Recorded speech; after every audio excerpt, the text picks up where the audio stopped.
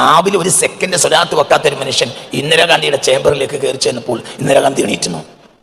സയ്യിദ് അബ്ദുറഹ്മാൻ ബാഫഖി എന്ത്? ആ മനുഷ്യന് ഒന്നും അറിയില്ല, ഒരു സാധാരണ മനുഷ്യൻ. ബാഫഖി തങ്ങൾ ഒരു സാധാരണ ആളാണ്, ഒരു അരിക്കച്ചവടക്കാരനാണ്. അവനെ അറിയപ്പെട്ട ഒരു ദർസ് നടത്തിയ ആളല്ല, ഒന്നുമല്ല. മനസ്സിലായില്ലേ? ഒരു അറിയപ്പെട്ട ആരുമല്ല.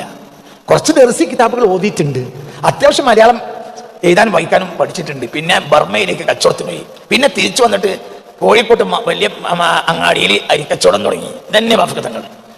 ഈ അരിക്കച്ചവടം സാധാരണ കോഴിക്കോട്ട് അരിക്കച്ചവടക്കാരൻ കയറി ചെന്നപ്പോൾ മോത്തിലാലിന്റെ പേരക്കുട്ടിയായ പൗത്രിയായ ഇന്ദിരാഗാന്ധി ജവഹർലാലിന്റെ മുടിച്ചൂടാമെന്നയായ മകൾ എണീറ്റുന്നു. എന്തേ? ആ മനുഷ്യന് മുന്നിൽ ഇരിക്കാൻ വരില്ല.